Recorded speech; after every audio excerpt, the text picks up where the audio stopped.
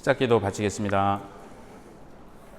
성부와 성자와 성령의 이름으로 말씀으로 하늘과 땅을 창조하시고 온 우리의 얼굴을 성령으로 새롭게 하시는 아버지 하느님 찬미 받으소서. 거룩한 독서를 시작하는 저희 마음을 당신의 성령으로 비추시어 성령의 숨결이 가득 서린 성경 말씀 안에서 생명과 빛을 발견하고 당신의 사랑을 온 마음으로 느끼게 하소서. 당신의 말씀은 살아있고 힘이 있사오니 저희를 새 사람으로 바꾸어 주시고 완전한 사람으로 키워 주시리라 믿사옵니다. 아버지와 하나 되는 기쁨에 저희를 초대하시고자 아버지의 참모습을 보여주시고 아버지의 뜻을 가르쳐 주신 우리 주 예수 그리스도를 통하여 비나이다. 아멘. 성부와 성자와 성령의 이름으로. 참 예수님. 네, 오늘 제가 수요일날 거룩한 독서 하는 날 원래 강론을 안 하는데 오늘은 모니카 축일이라 기념일이라 특별히 한 게 아니고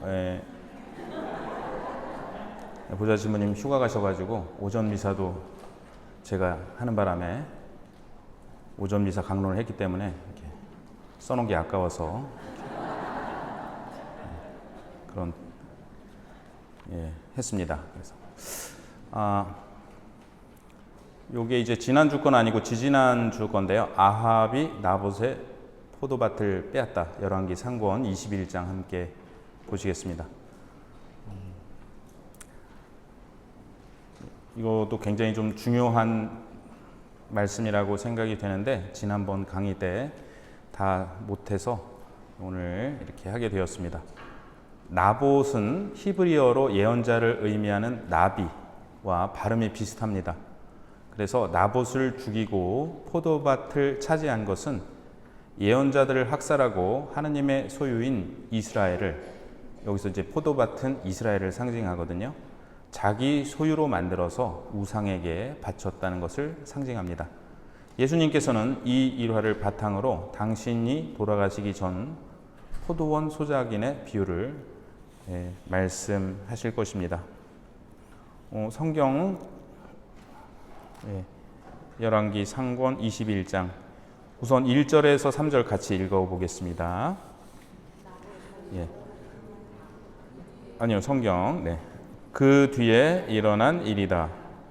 이즈르엘 사람 나봇이 이즈르엘에 포도밭을 가지고 있었는데 그 포도밭은 사마리아 임금 아합의 궁 곁에 있었다.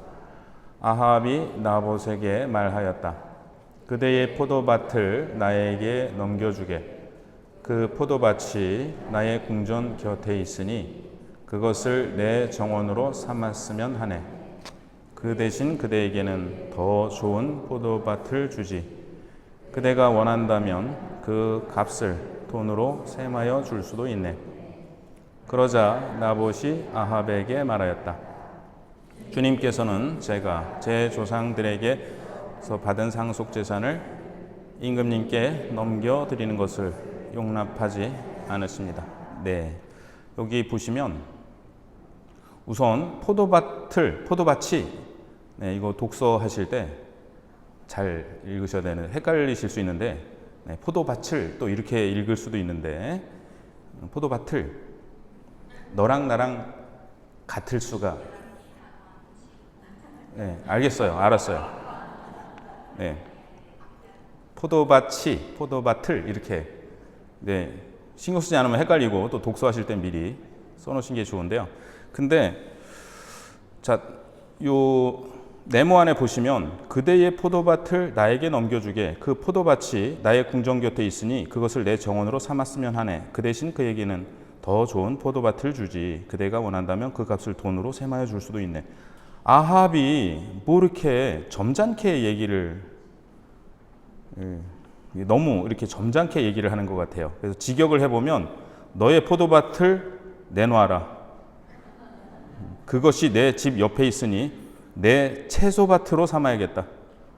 너에게는 더 좋은 포도밭을 주겠다. 원한다면 그 값에 해당하는 돈을 주겠다. 그대라고 부르지도 않았고 뭐 넘겨주게 이렇게도 안 했습니다. 달라고 내놓으라고. 다시 이제 유인물 그 윗부분을 보시면 나봇은 아합에게 포도밭을 내주기를 거부합니다. 그것은 조상들에게서 상속받은 것이었기 때문입니다. 구약 성경에서 근본적으로 땅은 그곳을 소유한 사람의 것이 아니라 하느님의 것입니다. 하느님은 아브라함에게 하신 약속을 이루시기 위해 그 땅에서 살던 사람들을 내쫓으시고 이스라엘 백성들을 데려오셨습니다.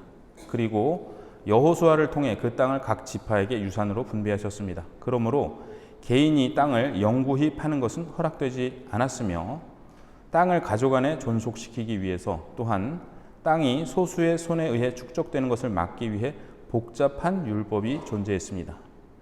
나봇은 아합의 제안을 거절할 의무가 있었습니다. 아합이 싫어요. 저 이거 땅값 오를 것 같아서 뭐 저는 갖고 있을래요. 뭐 그게 아니라 그게 율법에 맞는 거예요. 아합은 그렇게 제안을 함으로써 이스라엘 법을 무시했습니다. 근데 여기 이제 정원이라고 번역이 되어 있는데요. 근데 채소밭 트로, 그러니까 이게 간 아르크라는 히브리어인데 간은 정원이고 아르크는 채소입니다. 그러니까 채소 정원이에요. 그러니까 채소로 이루어진 정원을 뭐라고 불러야 될까요? 텃밭이구나, 텃밭. 네, 그러네. 텃밭이 있네. 그것을 내 텃밭으로 삼아야겠다. 뭐 이래도 좋을 것 같은데 어쨌든 정원보다는 채소로 번역을 하는 것이 더 좀 좋은데요. 왜냐하면 신명기 11장 10절에 이 단어가 나오는데 딱 이제 구약 성경에서 2번 이렇게 나오는데 신명기에는 채소밭으로 나오거든요. 같이 한번 읽어보실까요? 너희가 차지하러 들어가는 땅은 너희가 나온 이집트 땅과 같지 않다. 이집트에서는 너희가 씨를 뿌린 다음에 채소밭처럼 발로 물을 대야만 했다. 네. 그래서 여기서 채소밭과 포도원이 대조가 되고 있습니다. 그래서 신명기에서는 이집트 땅은 인간의 돌봄이 필요한 채소밭입니다. 그리고 약속의 땅은 하느님 야훼께서 돌보아 주시는 땅입니다. 그래서 대조가 되는 거예요. 그러니까 포도밭은 하느님께서 갖고 오시고 채소밭은 그 인간의 노력이 필요한. 그래서 성경에서 이스라엘이 때때로 하느님의 특별한 돌보심 아래에 있는 포도나무로 묘사된다는 것을 생각해 볼 때 이사야서에도 나오고 또 마르코복음, 요한복음에서 예수님께서 나는 포도나무요 나의 아버지는 농부이시다 이렇게 말씀하시죠. 포도밭을 채소밭으로 바꾸려는 아합의 욕망은 더 깊은 욕망의 상징으로 보아야 합니다. 아합은 솔로몬이 이방인 아내들과 함께 했듯 이스라엘을 이집트처럼 만들고 싶어 합니다. 이게 무서운 거죠. 단순히 이제 땅을 뺏는 게 아니라 저 포도밭을 이스라엘을 상징하는 저 포도밭을 이집트를 상징하는 채소밭으로 바꾸겠다는 겁니다. 그러한 왕이 출애굽에 하느님께서 계시하여 주신 율법을 가볍게 여기는 것은 놀랍지 않습니다. 다른 신들을 섬기려고 하느님을 떠났을 때라면 더욱 그러합니다. 구약 성경에서 예배와 윤리는 동전의 양면입니다. 이거는 뭐 구약 성경뿐만이 아니라 예수님도 가장 중요한 계명이 마음을 다하고 목숨을 다하고 힘을 다해서 너희 하나님을 사랑하여라. 그리고 내 이웃을 내 몸처럼 사랑하여라. 이 두 가지가 똑같이 중요하다고 말씀을 하셨잖아요. 하느님을 버리면 반드시 의로움을 버리게 됩니다. 우상 숭배에 빠진 사회에서 탐욕은 거짓 증언, 살인, 도둑질로 이어집니다. 그래서 탈출기에 보면 살인해서는 안 된다, 도둑질해서는 안 된다, 이웃에게 불리한 거짓 증언을 해서는 안 된다. 지금 아합은 이 모든 걸 전부 다 어기고 있습니다. 구약의 예언자들은 우상 숭배와 사회적 불의 사이의 관계에 깊은 주의를 기울입니다. 자, 이제 21장 4절에서 14절 같이 읽어 보시겠습니다. 4절. 아합은 이스라엘 사람 나봇이 자기에게 제 조상님들의 상속 재산을 넘겨드릴 수 없습니다 라고 한 말에 속이 상하고 화가 나서 궁전으로 돌아갔다. 아합은 자리에 누워 얼굴을 돌리고 음식을 들려고도 하지 않았다. 그의 아내 이제벨이 들어와서 물었다. 무슨 일로 그렇게 속이 상하시어 음식조차 들려고 하지 않으십니까? 임금이 아내에게 말하였다. 실은 내가 이스라엘 사람 나봇에게 그대의 포도밭을 돈을 주고 원한다면 그 포도밭 대신 다른 포도밭을 줄 수도 있네 하였소. 그런데 그자가 저는 포도밭을 임금님께 넘겨드릴 수 없습니다 하고 거절하는 것이요. 그러자 그의 아내 이제벨이 그에게 말하였다. 이스라엘의 왕권을 행사하시는 분은 바로 당신이십니다. 일어나 음식을 드시고 마음을 편히 가지십시오. 제가 이스라엘 사람 나봇의 포도밭을 당신께 넘겨드리겠습니다. 그 여자는 아합의 이름으로 편지를 써서 그의 인장으로 봉인하고 그 편지를 나봇이 사는 성읍의 원로들과 귀족들에게 보냈다. 이제벨은 그 편지에 이렇게 썼다. 단식을 선포하고 나봇을 백성의 첫자리에 앉히시오. 그런 다음 불량배 2사람을 그 맞은 쪽에 앉히고 나봇에게 너는 하느님과 임금님을 저주하였다 하며 그를 고발하게 하시오. 그러고 나서 그를 끌어내어 돌을 던져 죽이시오. 그 성읍 사람들 곧 나봇이 사는 성읍의 원로들과 귀족들은 이제벨이 보낸 전갈 그대로 그 여자가 편지에 써보낸 그대로 하였다. 그들이 단식을 선포하고 나봇을 백성의 첫자리에 앉히자 불량배 2사람이 들어와서 그 맞은 쪽에 앉았다. 불량배들은 나봇을 두고 백성에게 나봇은 하느님과 임금님을 저주하였습니다 하고 말하며 그를 고발하였다. 그러자 사람들이 나봇을 성 밖으로 끌어내어 돈을 던져 죽인 다음 이제벨에게 사람을 보내어 나봇이 돌에 맞아 죽었습니다 하고 전하였다. 이제벨은 나봇이 돌에 맞아 죽었다는 소식을 듣고 아합 임금에게 말하였다. 일어나셔서 이스라엘 사람 나봇이 돈을 받고 넘겨주기를 거절하던 그 포도밭을 차지하십시오.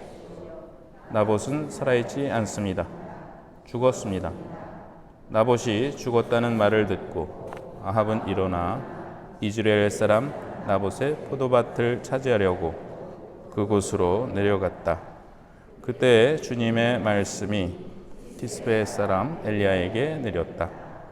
일어나 사마리아에 있는 이스라엘 임금 아합을 만나러 내려가거라.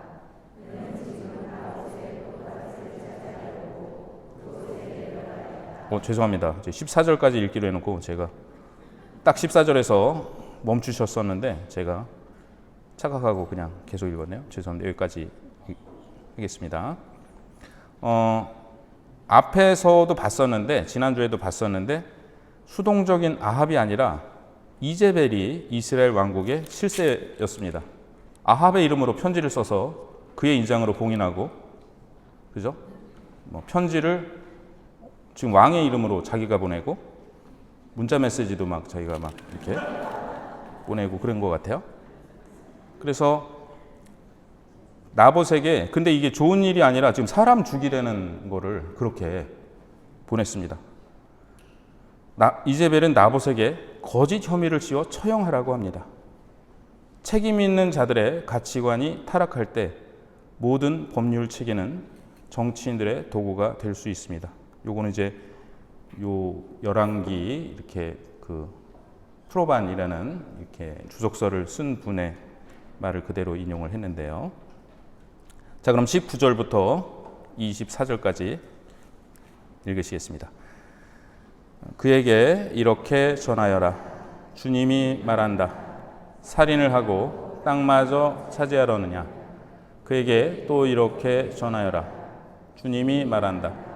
개들이 나봇의 피를 핥던 바로 그 자리에서 개들이 내 피도 핥을 것이다.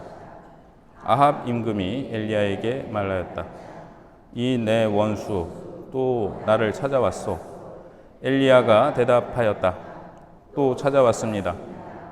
임금님이 자신을 팔면서까지 주님의 눈에 거슬리는 악한 일이 때문입니다. 나 이제 너에게 재앙을 내리겠다. 나는 내 후손들을 쓸어버리고 아합에게 딸린 사내는 자윤이든 종이든 이스라엘에서 잘라버리겠다. 나는 너의 집안 느밧의 아들 예로보암의 집안처럼 그리고 아히야의 아들 바하사의 집안처럼 만들겠다. 너는 나의 분노를 돋우고 이스라엘을 죄짓게 하였다. 주님께서는 이제벨을 두고도 개들이 이스라엘 들판에서 이제벨을 뜯어 먹을 것이다 하고 말씀하셨습니다. 아합에게 딸린 사람으로서 성 안에서 죽은 자는 개들이 먹어치우고 들에서 죽은 자는 하늘의 새가 쪼아 먹을 것이다. 예, 너무 무시무시하네요. 네.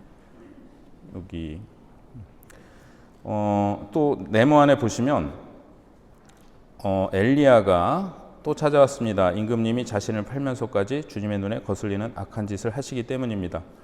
이것도 직역하면 나의 원수 또 찾아왔구나. 또 찾아왔소. 당신이 자신을 팔면서까지 야훼의 눈에 거슬리는 악한 짓을 하기 때문이요. 야훼께서는 엘리야를 통해 아합이 방금 저지른 범죄, 이게 사법살인인데요. 왜냐하면 법정을 열고 거짓 증언을 시켜서 사형에 처했습니다. 이거는 그리고 예수님께서 돌아가실 때도 똑같이 일어났죠. 그래서 이제벨이 능동적 행동으로 비난받는 그만큼 아합도 수동적 태도로 비난받습니다. 여기 보면 아합이 아무 역할도 안 하고 그냥 삐져갖고 이렇게 있는데 이제벨이 내가 해줄게 그러면서 한 것 같지만 아합이 그렇게 이제벨이 하도록 그렇게 수동적으로 하고 있는 것 자체도 지금 큰 문제입니다. 그 비열한 행위가 자행된 종교적 상황, 결국 우상 숭배이거든요.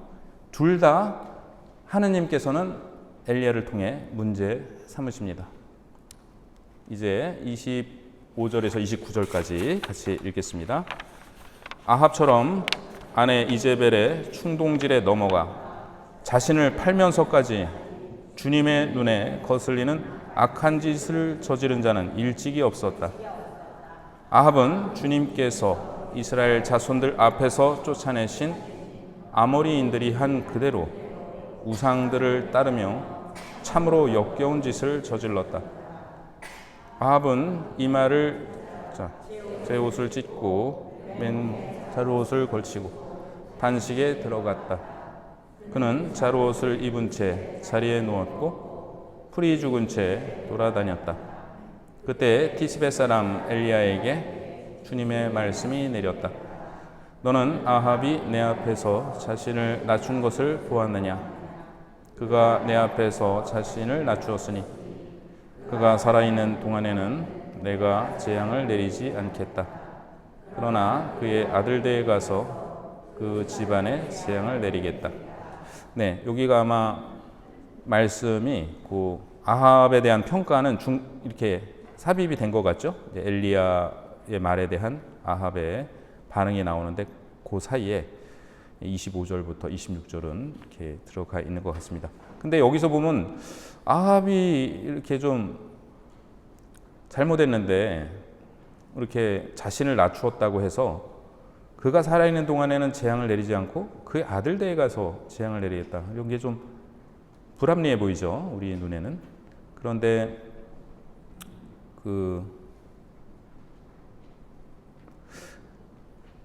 글쎄요, 르네상스 시대에 처음으로 개인이라는 개념이 생겼대요. 근데 그 전에 없었다고 생각은 안 들지만 그 전까지는 다 이렇게 공동체가 그 사람의 이제 정체성. 우리 보면 왜 논산내 뭐 그러잖아요. 뭐 존치원댁 이렇게 이렇게 부르고 그 예수님도 이렇게 저 사람 목수의 아들이 아닌가 그리고 가족 관계로 이렇게 묶는 것처럼 그 가족이 하나의 이제 공동체이고 거기가 이렇게 하나의 이제 개개인보다도 그 더 이렇게 하나의 단위로 좀 취급이 됐었고 그 다음에 이거는 아버지의 죄과를 죄 없는 아들들에게 묻겠다는 말씀이 아니라 이렇게 아합도 이렇게 해서 하나님께서 이렇게 말씀하셨는데 만약에 아들들이 회개했다 그러면 벌을 내리시지 않겠죠. 이거 벌을 이제 늦추신 거죠. 늦추신 건데 아들들도 똑같이 이렇게 죄를 범하면 그때 그것을 심판하시겠다라는 말씀으로 이해해야 되고 실제로도 또 그렇게 되었습니다. 유임을 보시면 역사를 통해 의로운 이들의 피가 세상을 물들였다. 아벨, 파라오에 의해 학살된 아기들, 아합과 이제벨에 의해 처형된 예언자들, 헤로데에 의해 학살된 베들레헴의 아기들, 스테파노, 야고보, 베드로와 바오로, 수많은 순교자, 교회 역사상 7천만 명이 순교했다고 하며 4,500만 명이 20세기에 순교했다고 한다. 무제한 희생양은 성경에서 주변부의 이야기인 것이 아니라 중심 메시지이다. 복음은 무죄하신 분이 신성모독으로 고발되어 처형된 이야기를 그리고 있다. 나봇의 죽음은 예수님 순환의 전조이다. 그러나 주님께서 무죄한 이들의 고엘이시다. 그리고 이제 밑에 레이 타르트라는 분의 글을 옮겼는데 사실 여기는 복수하는 분, 어벤저라고 돼 있어요.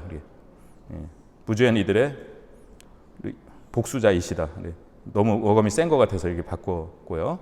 순교자의 피가 그리스도와 그분의 신부 교회죠. 그분의 복음을 박해하는 이들을 거슬러 울부짖고 있다. 이 울부짖음은 주님의 귀에 다다른다. 네, 요 글을 읽으면서 이 글 쓰신 분이 울면서 쓴 느낌이 들었는데 훨씬 더 조금 이렇게 자극적인 표현들이 있었는데 제가 좀 순화를 했는데요. 이제 계속 역사를 통해서 이런 게 반복되고 있지만 하느님께서 보고만 계시지는 않는다. 근데 점점 이게 단위가 커지고 있는데요. 최근에 그 가자 지구에 그 기자들이 굉장히 많이 지금 폭격으로 사망했더라고요. 200명이 넘게 가자 지구에서 그거를 보도하는 그 기자들이 폭격으로 최근에도 또 이렇게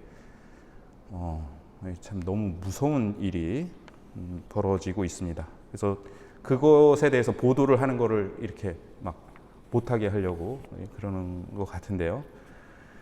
네. 참 뭐라고 드릴 말씀이 없습니다. 네. 자, 엘리야가 승천하고 엘리사가 그 뒤를 잇다. 열왕기 학원 2장의 말씀 같이 보겠습니다.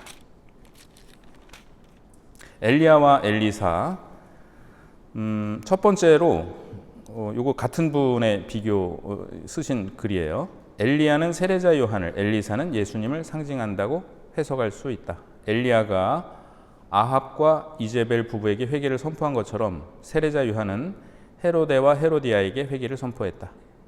이제벨은 엘리야를 죽이려 했고 헤로디아는 요한을 죽였다. 엘리야가 세례자 요한처럼 광야에서 홀로 외치는 소리였다면 엘리사는 제자들과 함께 활동하며 많은 기적을 행했는데 죽은 사람을 살리고 빵 20개로 100명을 먹이고 나병 환자를 낫게 한 기적은 예수님의 기적을 연상케 한다. 그래서 첫 번째의 해석은 엘리야는 세례자 요한, 엘리사는 예수님을 상징한다고 볼 수 있다. 두 번째로 엘리야는 예수님을, 엘리사는 제자들과 교회를 상징한다고 볼 수도 있다. 엘리야가 승천한 이후 엘리사가 스승의 일을 이어받은 것처럼 예수님께서 승천하신 후 제자들과 교회가 예수님의 일을 이어받아 수행한다. 세 번째로 엘리야와 엘리사는 모세와 여호수아를 상징하기도 합니다. 이집트의 잡신들이 야훼 하느님께 패배하고 파라오의 맏아들이 죽은 뒤에 이집트를 떠난 모세와 여호수아처럼 아합과 이제벨 부부가 섬기던 바알이 야훼 하느님께 패배하고 아합의 아들 아하지야가 죽자 엘리야와 엘리사는 그 땅을 떠납니다. 물이 갈라지고 두 사람이 마른 땅을 밟고 강을 건넌 것 또한 출애굽을 상징합니다. 여호수아는 야훼께서 구원하신다라는 뜻이고요. 엘리사는 하느님이 구원하신다라는 뜻입니다. 요 네모 안에 있는 거 같이 읽어보실까요? 강을 건넌 다음 엘리야가 엘리사에게 물었다. 주님께서 나를 너에게서 데려가시기 전에 내가 너에게 해주어야 할 것을 청하여라. 그러자 엘리사가 말하였다. 스승님 영의 두 몫을 받게 해주십시오. 엘리야가 말하였다. 너는 어려운 청을 하는구나. 주님께서 나를 데려가시는 것을 내가 보면 그대로 되겠지만 보지 못하면 그렇게 되지 않을 것이다. 자, 맏아들은 다른 아들보다 2배의 상속 재산을 받았기 때문에 엘리사의 말은 자신이 엘리야의 영적 상속자가 되게 해달라고 청한 것입니다. 네, 그 다음 같이 읽어보실까요? 그들이 이야기를 하면서 계속 걸어가는데 갑자기 불병거와 불말이 나타나서 그 두 사람을 갈라놓았다. 그러자 엘리야가 회오리 바람에 실려 하늘로 올라갔다. 엘리사는 그 광경을 보면서 외쳤다. 나의 아버지, 나의 아버지, 이스라엘의 병거이시며 기병이시여. 엘리사는 엘리야가 더 이상 보이지 않자 치아기 옷을 움켜쥐고 2 조각으로 찢었다. 이 병거는 전쟁에서 쓰이는 수레인데 또 전차라고도 부르죠. 엘리야는 하느님께서 보내신 전차를 타고 하늘로 올라갔지만 사실은 그 자신이 하느님의 전차로서 하느님의 현존을 몸에 지니고 이스라엘을 지키는 이로 봉사했습니다. 엘리사의 외침은 이스라엘을 지키는 이가 무소불위의 권력을 행사하고 있던 왕도 말이나 병거도 아니고 엘리야였다는 고백입니다. 오늘날 우리도 우리를 지키시는 분이 살아계신 하느님의 영광이신 예수 그리스도시라는 것을 고백해야겠습니다. 하늘로 올라간 엘리야는 예수님께서 거룩하게 변모하실 때 모세와 함께 나타날 것입니다. 엘리야는 나의 하느님은 야훼이시다라는 뜻입니다. 예수님께서 십자가 위에서 제가 목이 맨 게 아니고 나의 하느님 어째요 나를 버리셨나이까. 또 여기 저라고 써놨네. 그래서 엘로이 엘로이 레마 사박타니, 나의 하느님이에요. 엘로이가. 근데 사람들이 저것 봐 엘리야를 부르네 하고 착각했습니다. 엘로이가 엘리야라는 이름과 연관되기 때문입니다. 엘리야는 이제벨의 협박을 두려워하면서도 바알의 예언자들과 대적할 수 있었던 것은 나의 하느님은 야훼이시다라는 자신의 이름의 의미를 실현했기 때문입니다. 네, 그 다음 같이 읽어보실까요? 그가 베텔로 가는 도중에 어린아이들이 성읍에서 나와 대머리야 올라가라, 대머리야 올라가라 하며 그를 놀려댔다. 엘리사는 돌아서서 그들을 보며 야훼의 이름으로 저주하였다. 그러자 암곰 2마리가 숲에서 나와 그 아이들 가운데 42명을 찢어 죽였다. 엘리사는 그곳을 떠나 카르멜 산으로 갔다가 사마리아로 돌아갔다. 이게 탈모인을 이렇게 이렇게 놀려서는 안 된다는. 근데 이 엘리사가 대머리였을까? 어떤 학자들은 이제 중세 시대 때 수도자들이 이렇게 머리를 깎잖아요. 이렇게 가운데를 빵 뚫고. 그러니까 이제 그렇게 깎음으로 인해서 이렇게 이제 세속과의 인연을 끊는다는 그런 표징인데 아마 그러지 않았을까 그런 추측도 있습니다. 근데 이 베텔은 이스라엘 배교의 중심이 되는 장소입니다. 이 베텔에서 아이들이 예언자에게 무례한 태도를 취하는데 이것은 하느님을 무례하게 대하는 것입니다. 그리고 요 앞에 보시면 열왕기 하권 1장에도 보시면 50인 대장과 엘리야의 만남에도 보면은 막 50명씩 막 죽죠. 그래서 이것들은 예언자들이 환영받지 못했던 시기를 반영하고 있습니다. 그러니까 역사적 사실이라고 보기는 좀 어렵죠. 네. 대머리라고 놀렸다고 42명을 예, 그러면서 뭐 하느님이 이렇게 좀 이건 좀 아닐 것 같고, 다만 이제 그런 예언자들에 대해서 함부로 대하면 안 된다라는 좀 교훈적인 이야기를 한 것이라고 생각이 듭니다. 엘리야가 바알의 예언자들에게 승리를 거두었던 장소인 카르멜 산으로 이제 엘리사가 가면서 계승 이야기는 끝이 납니다. 5장을 보면은 엘리사가 나아만의 나병을 고쳐주는데요. 이 대목은 엘리사를 통하여 드러나는 하느님의 권능이 이스라엘에만 국한된 것이 아니라 시리아 땅에까지 펼쳐지고 있음을 보여줌으로써 야훼께서 참된 하느님이시며 야훼의 권위에 순종하는 것이 이스라엘의 살 길임을 역설하고 있습니다. 그리고 11장에 보시면 이제 아탈랴의 유다 통치 여호야다 사제의 개혁이 나오는데요.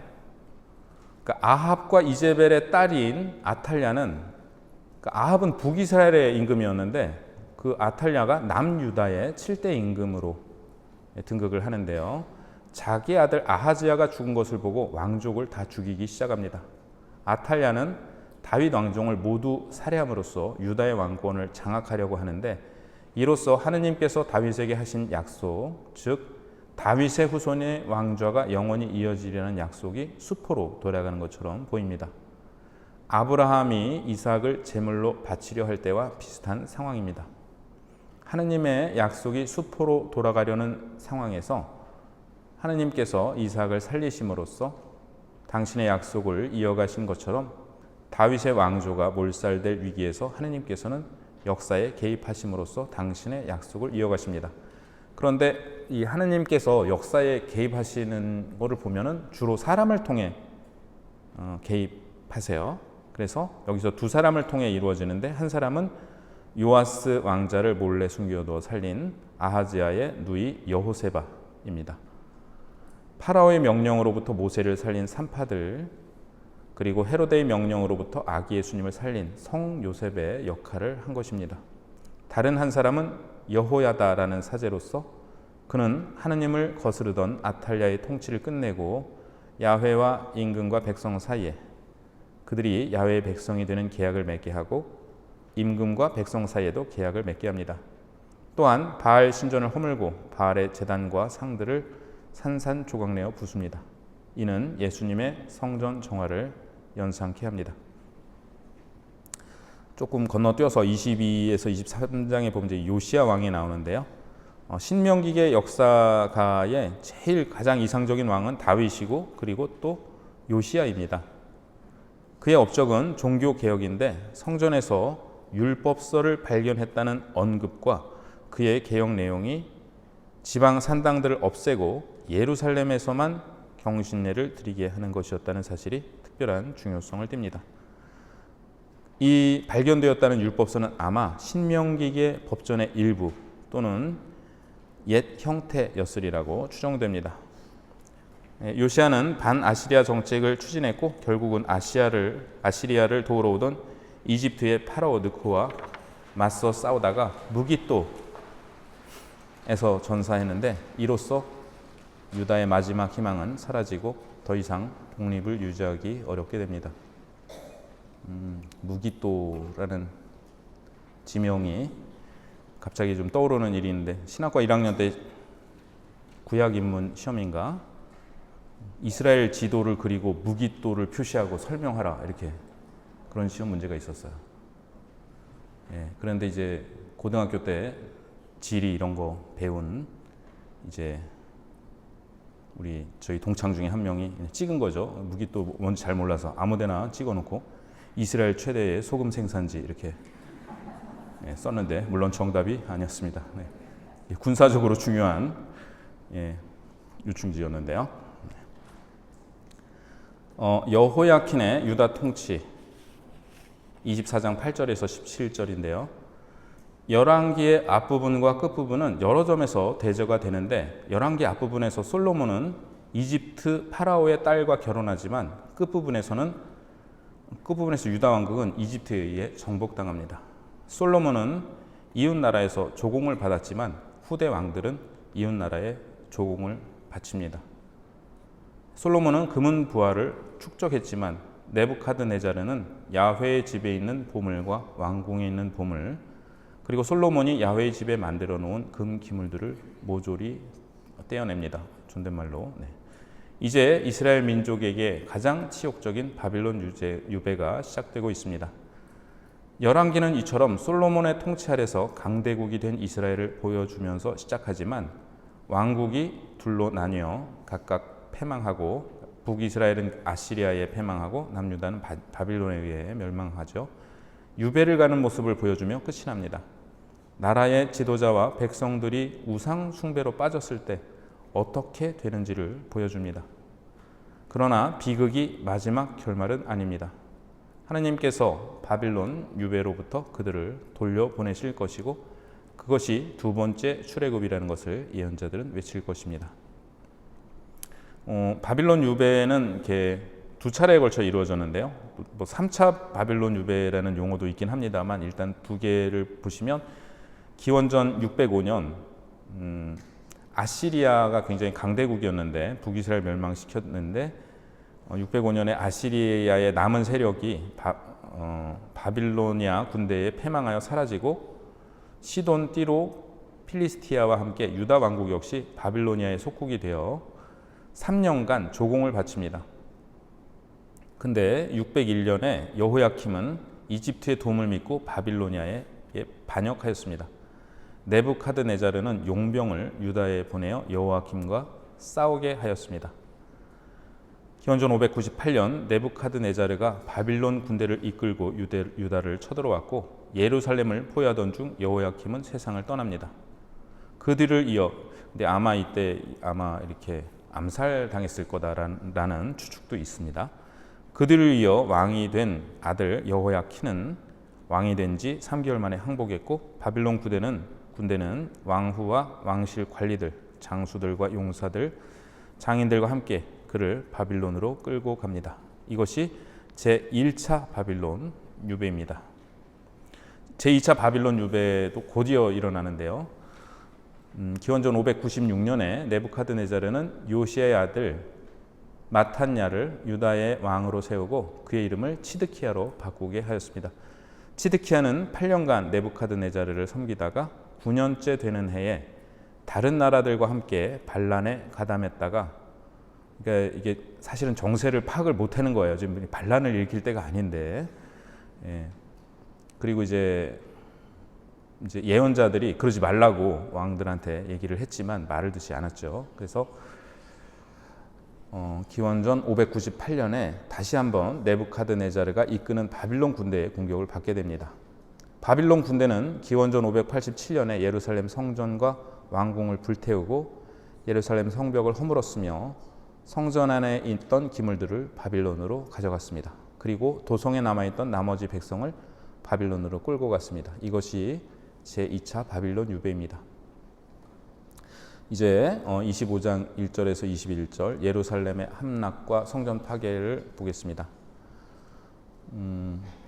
치드키야 임금의 아들들을 그 네부카드네자르는 치드키야가 보는 가운데서 살해하고 치드키야의 눈을 멀게 한 후 바빌론으로 끌고 갑니다. 이어 그의 신하가 와서 성전을 불태우고 예루살렘 성벽을 허뭅니다. 솔로몬이 지어 주님께 봉헌한 성전이 이렇듯 무자비한 이방인들에 의해 모욕되고 허물어지고 백성들은 유배를 떠납니다. 이렇게 열왕기가 마무리되고 있는데요. 열왕기의 주인공을 여러 왕으로 볼 수도 있지만 주님의 성전으로 볼 수도 있습니다. 그 왕들이 주님의 성전을 어떻게 대했었나요? 무시하고 얕보았고 결국 이방인들이 주님의 성전을 해치하고 무너뜨렸습니다. 왕들이 백성들을 대하는 태도는 주님의 성전을 대하는 태도와 같았습니다. 무시하고 얕보았고 결국 하느님 백성이 이방인들에 의해 해체되고 유배가고야 말았습니다. 그래서 아까 그 예배와 윤리는 동전의 양면이다. 그리고 우상 숭배는 바로 나라를 백성들을 이렇게 도탄에 빠뜨린다라는 말씀이고요. 이스라엘은 유배에서 돌아와 두 번째 성전을 짓겠지만 이 역시 기원 후 70년 로마에 의해 함락됩니다. 그러나 우리는 무너지지 않는 성전을 갖고 있습니다. 이 성전을 허물어라 내가 사흘 안에 다시 세우겠다라고 말씀하신 예수님의 몸입니다. 이 새로운 성전이신 예수님을 대하는 태도는 내가 다른 사람을 대하는 태도와 같을 것입니다. 이게 이제 요분의 말씀에 제가 너무 이렇게 좋아가지고 옮겼는데, 이스라엘 왕들이 성전을 대하는 태도가 백성들을 대하는 태도였듯이 우리가 성전이신 예수님을 대하는 태도는 내가 다른 사람을 대하는 태도와 같을 것입니다. 그거는 마태복음 25장에서 예수님 말씀하셨죠. 너희는 내가 헐벗었을 때, 굶주렸을 때, 목말랐을 때, 감옥에 갇혔을 때 나에게 어떻게 해주었나. 그게 다른 사람에게, 작은 사람에게 해준 게 바로 나에게 한 것이다. 신학자 이브 꽁가르는 교회의 분열과 바빌론 유배를 비교하며 그리스도교의 일치가 바빌론 유배에서의 귀환이 될 것이라고 했습니다. 우리 민족도 분단이라는 유배를 마치고 평화와 통일의 길로 나아갈 은총을 청해야겠습니다. 네, 오늘은 여기까지 하고 이제 나눔하시고, 이제 신명기의 역사서가 끝이 나고 다음 주에 역대기가 시작이 되는데요. 네, 길고 긴 신명기의 역사서 이렇게 묵상하시고 공부하시고 읽으시고 묵상하시고 나누시느라고 수고 많이 하셨습니다. 감사합니다.